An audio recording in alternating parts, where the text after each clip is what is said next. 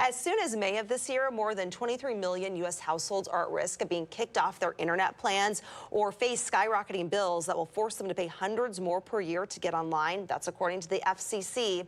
Well, that could affect nearly 1 in 5 households nationwide, or 60 million Americans. So last month, Governor Jay Inslee appointed a new director of the Washington State Broadband Office. It's within the Department of Commerce, and the goal is to develop a plan to create reliable, high-speed internet across Washington State. And the director, Aaron Wheeler, is here to continue the conversation this morning. Aaron, so nice to have you with us. I see you're also wearing a Cougar polo this morning. Wow, go Cougs. That's right. Way to know. Go Cougs. Very timely. So before we dive into the important work that you're doing with this board, talk with us about the professional experience that led to your appointment to this. Absolutely, and thank you so much for having me today. My name is Aaron Wheeler. I'm the new director of the Broadband Office here at the Department of Commerce, and we are basically building out the long-term plan to get broadband services to all of the unserved and underserved individuals within this state. My background, I got a IT business hybrid degree from Central Washington University and an MBA from Washington State. And before Commerce, I spent the last 18 years working with the amazing people at the Suquamish tribe. Was in their IT department, starting doing help desk, system administrator, and then I became department director in 2015. My journey into broadband, like a lot of us that are in this industry now, started with COVID. I remember what it was like shutting down the tribal government, shutting down the casino, and it wasn't days later I'd start to get calls from tribal elders and the public in tears. Basically people that had no way to work, no way to do school, no way to get a hold of their doctor or anything else because the service was just so poor on the Port Madison Reservation. It's something that basically I've started to dedicate my career to. It's kind of become a mission to try to start to close these gaps. COVID basically showed such the giant cracks in our system if we have to shut things down, and the need to be able to get these services out to everybody. So when the opportunity arose to basically join Commerce and be able to help lead this project, I was so excited to be able to join in and be able to help lend my voice and guide what we need to do for this massive project. Yeah, COVID really pulled back the curtain on these vulnerabilities. Let's talk about the Internet for All in Washington. What is the goal of this initiative, and how will it keep Washingtonians online? Absolutely.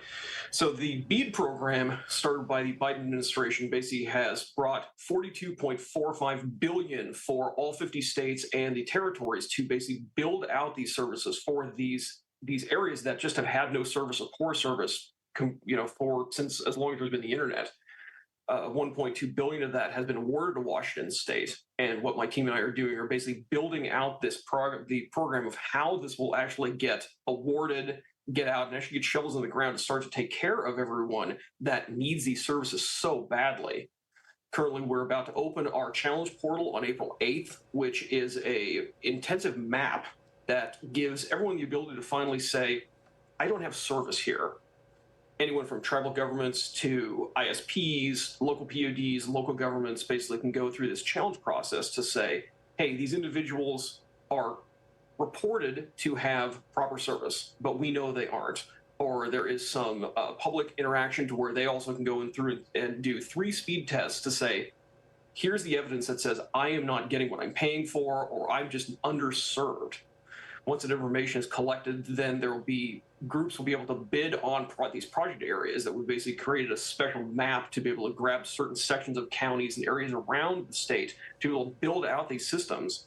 The majority of it will be direct fiber, but there are some higher cost options, as we know, with our unique and amazing geography around here with mountains and thick forests and everything else. It's not possible to always trench and just lay cable, but there is the ability to do some other emerging technologies as well. But we're looking to basically move towards fiber for the most part, since it's such as future-proof as technology gets.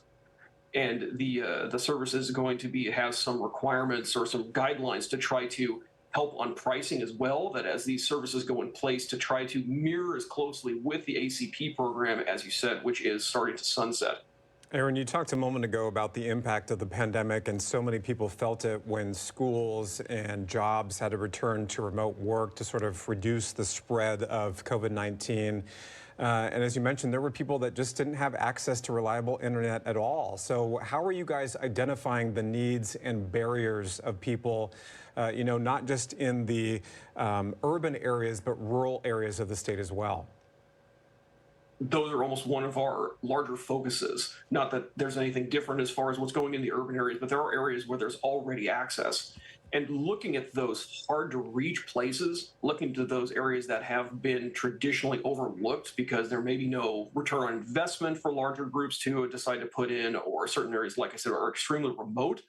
So as the mapping process goes, we're really collecting all that data and creating that into basically guidelines and book that we can use to follow as all of these projects go through. There are some requirement spaces to really start to focus on those rural areas, really focus on those tribal areas, really focus on those underserved sections within the large urban areas. We're not, if there's internet, they wouldn't even be able to apply for some of this funding. The funding is really directed as through the NTIA, which is the National Telecommunications and Information Administration, who's like using this from DC to basically start to get this out, disseminate these funds out to the different states. That is a focus on those kind of things. The Biden administration really wants to make sure that this is going to the people that need it, and make sure that we get new infrastructure that was built really where there had never been some. I compare this basically to when the railroads were starting to be put in. The idea to not only bring services that will help everything from, as we move into this new generation of AI and online and all these other kind of things, that Internet of Things that all require internet connectivity, including medical devices, all these other things that are going to be very life-saving for people as we move forward. But to be able to do work and medicine and everything else in this new age, but this is be able to bring these services to some of these rural areas that may also encourage economic development. And as there's new groups that can come in and start to form these, perhaps a new ISP or new groups that to provide internet, it also causes some competition to bring down some prices, but just to add those services from a business standpoint. Aaron, it is absolutely critical, yes, that internet is provided in these areas, especially our rural communities. Thank you so much for your time and for sharing your story about how you got into this position and what we have to look forward to the future. Thank you, Aaron. Thank you. Nice to have you with us this morning. Yeah, connectivity can make a huge difference, especially in some of those rural areas that just don't have that access right now. I'm just really thinking, too, about school kids who are coming home after school. I mean, Hudson, my 11-year-old, he gets on his computer to finish schoolwork, and it's not just to do a Word document. He's checking, through the internet what his assignment is for the day, and then finishing up what his teacher has instructed him to do earlier. It's intensive. And without that, he wouldn't be able to access that information. Impacts a lot of kids.